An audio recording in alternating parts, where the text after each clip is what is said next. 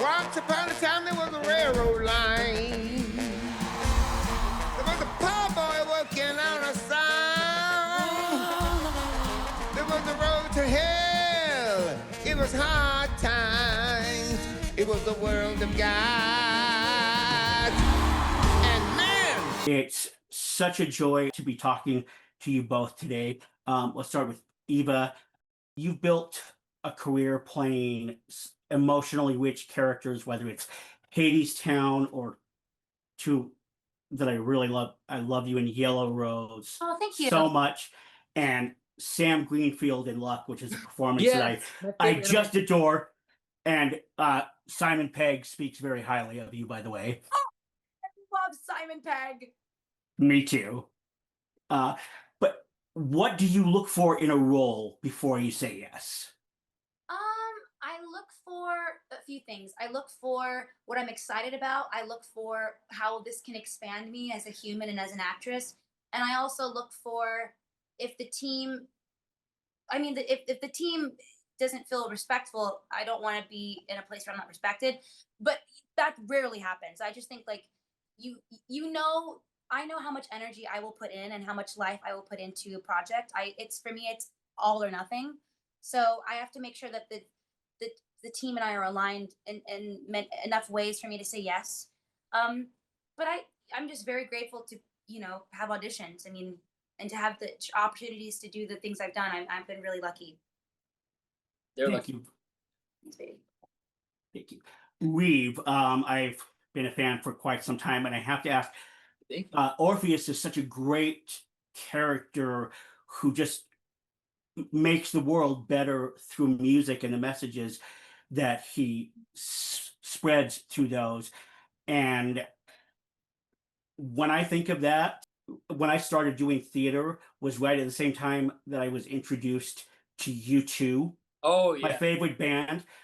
When I think of Orpheus, I think of Bono. What are your thoughts on that? I see that actually. I do see a lot of that. Yeah, absolutely. I mean, that and I played so many versions of Orpheus. There was a time in which, particularly London National Theatre, before we came to Broadway, where Orpheus was kind of moving a little bit more in that direction of Bono in terms of rock star, like a bit more of a street tough kind of character. Not that Bono's tough or street, but he comes from that world somewhat. And I do see that. I mean, that optimist. I mean, I definitely share a lot of those opinions. So does Eva. I mean, but I see what you're saying, and it definitely changed over time. And then the version that you see in the Hadestown film is a distillation of kind of all of the versions in a way. Yeah. I'd say. Patrick, I have been wanting to interview you for a long time. I saw you play Henry V at Pioneer Theater Company when I was 14 years old. How wonderful. So this is an exciting moment. And Andre, I've been a fan of you for a long time, going back to I Dream of Jeannie 15 years later. Okay. And ironically, you're the second actor from that movie that I've interviewed this year. The other one being Mackenzie Aston.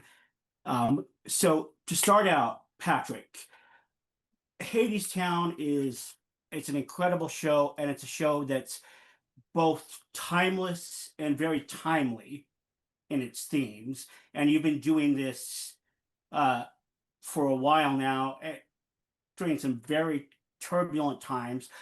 Of all the songs in the show that are really striking and stand out to me, We Build the Wall is in a class by itself.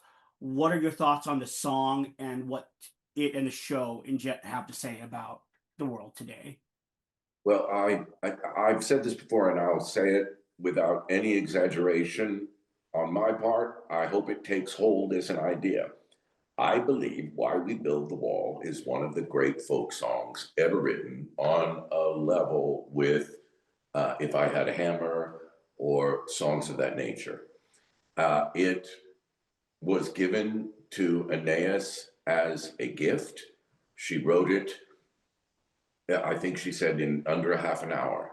It would have to come to the artist whole because of the circular thinking. When you begin the song, you have to know where it ends up. So you can't begin writing it. The idea comes as a whole idea, as a circle. And of course, the song is written as a circle. The form of the lyric mirrors the nature of the logic. We build the wall because we build the wall. The wall is what we build. And that core notion, which is so profound in terms of how we have organized our society around the corporate and military industrial complex, that I think the song far transcends its place in the musical and is just one of the great folk songs of all time, like Which Side Are You On? Or If I Had a Hammer. Having said that, I got to sing the song, and I sang it first in 2016 when Donald Trump had just come down the escalator and was something of a joke. And what we were saying at the time, those of us who wanted a Democrat to win the presidency, were, pray for Donald Trump to be the candidate because he's a buffoon and we'll beat him easily. Well, of course, I was shown how foolish that idea was. And I've learned a lot about human nature since that time. I'm sure I'm just as foolish, but nevertheless, I've at least learned that not to think that. And then I sang it again in Canada the next year, and it was different for Canadians. They were thinking of it, Donald Trump had been elected, but now they were thinking of it as a song about somebody else, some far away, those strange Americans who might build a wall. And then I sang it in London during Brexit, and it had a different meaning. And when we came back to the wall to occur, by that time, Trump was fully ensconced in office and the literal wall was being built. And every now and then I'd have someone walk out during the song because they felt that their political beliefs were being assaulted from the stage.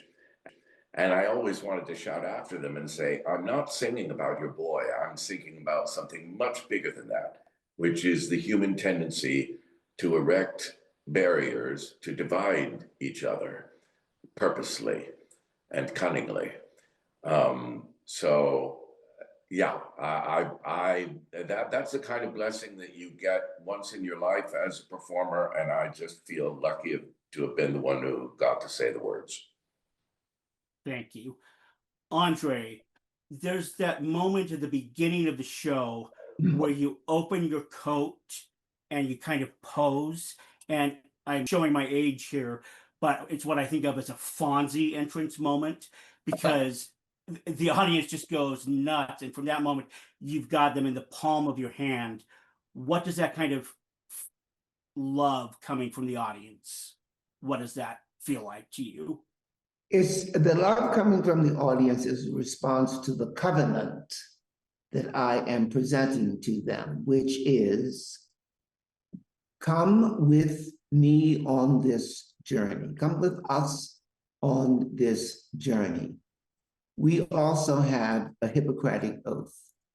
We might challenge you. We will challenge you. We might cause you to change, but we will do no harm. And once that covenant is made, and once the audience agrees to come with us on the journey, I then must make sure that we keep that promise, we keep that agreement, and that we return them to themselves more experienced, wiser, and with more questions about how they will now go about creating their best lives. Eva, there are moments in the show where Eurydice isn't necessarily saying much, but she's thinking and digesting and feeling a lot. Right. Are those silent moments, do you enjoy those, and what do you get out of portraying those moments that's different or the same as the big powerhouse songs. I think duality is really important. You can't have the big moments without the little moments. You can't have darkness without light. And just like in real life, like if you were to go to a coffee shop and order a coffee and you were aware that you could, have your sense, your sight, your hearing, your, whatever, you're gonna have thoughts in your head. You have your own inner world as like Patrick, and I have my own inner world as Eva. So Eurydice has her own inner world too. And I think the job for me on stage is to make sure that those expressions in that inner world is always truthful and can also be seen and understood. So those are important for me as the actress, and also for the storytelling of it all. My goal is like, for example, like at any point of the show, you should be able to take a picture, and everybody should be telling their story in real time, and it should be very clearly communicated what that character's feeling, thinking, and what they want to do. Really. Yeah, it's funny you use the word silent because that's one of my absolute favorite parts of this film. It is the way they focus the story to include the storytelling that happens in the wordless realm. And funnily enough, in 2019 and throughout the run, I always had thought of Hadestown as a silent film. Like when we perform it, I'm like, yes, it's a sung through opera, like folk opera, but it's also a silent film in the sense that like there's so much critical and crucial storytelling that happens in those wordless silent moments, and this film captures them, Right. which is so exciting. It is. It allows you to see something that up close that you're maybe not quite experiencing Yeah. from the audience on stage. Now, Hadestown is coming to multiplexes at a time when Greek mythology is already connecting with mass audiences in a big way. And something that's interesting to me is that we see this connection of different mythologies in that we have a Spider-Man in both the Odyssey and Hadestown. Yeah. Oh yeah. Oh my God. That's weird. Yeah. What do you think makes myths and legends, whether it's Hadestown, the Odyssey, Spider-Man, what do you think makes them something that we return to again and again? I mean, I think they are like there's an aspect to, I don't want to say like, 'cause you don't want to like necessarily dictate morality to people, but there's certain golden truths that exist that like I think those styles of storytelling, it's like the heart of the components of it's the central component of Yeah. the storytelling, and what connects something like Spider-Man to Hadestown or the Odyssey, where it's like yeah, but like I do think these cautionary tales and yeah, they both strive to make the world a better place. That's for sure. Yeah. I mean, Peter Parker and Spider-Man, he is like the only superhero that I'm aware of that is given two impossible options, and his goal is to not make a choice. He wants to achieve both, and he usually does. But like yeah, it's wild. I also think too with like legends and myths, like for me, when I watch something that's mythical and that's not based in this reality of like Earth and the world that we're living in right now, it allows you to see everyday thoughts and problems and issues and feelings more laid out, because it's like almost like when your mom or dad tells you something and then when someone else tells you something you actually listen.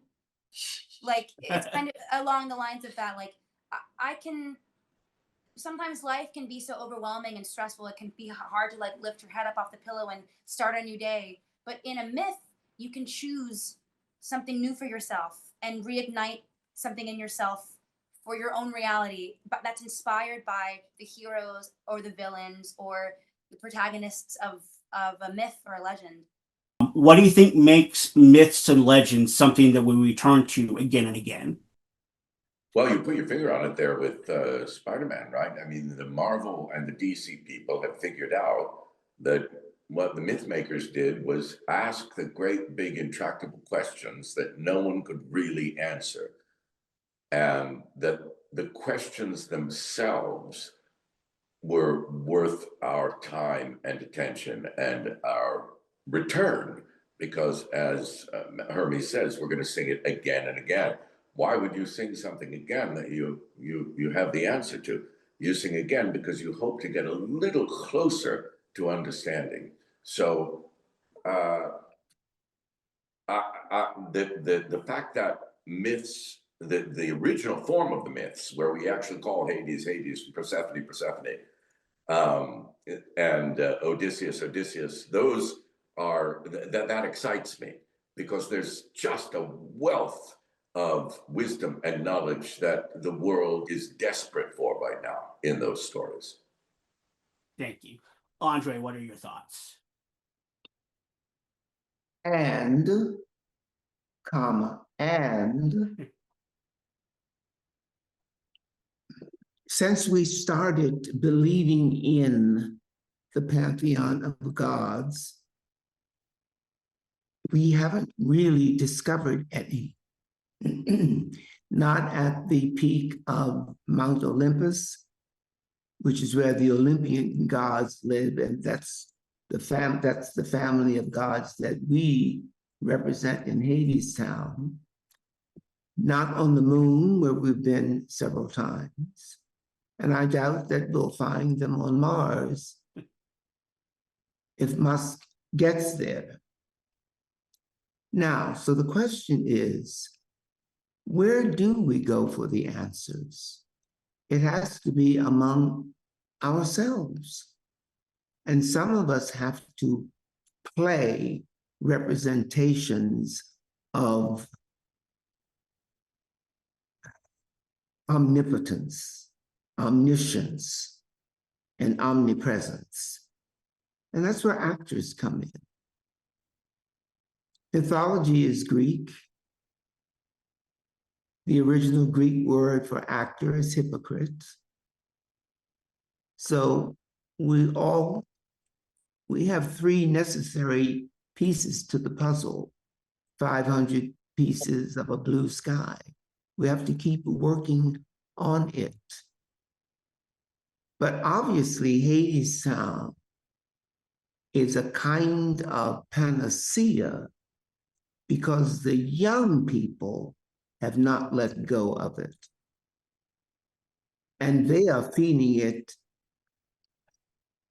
regressively to their parents, if you will, and to the generations that have come before them.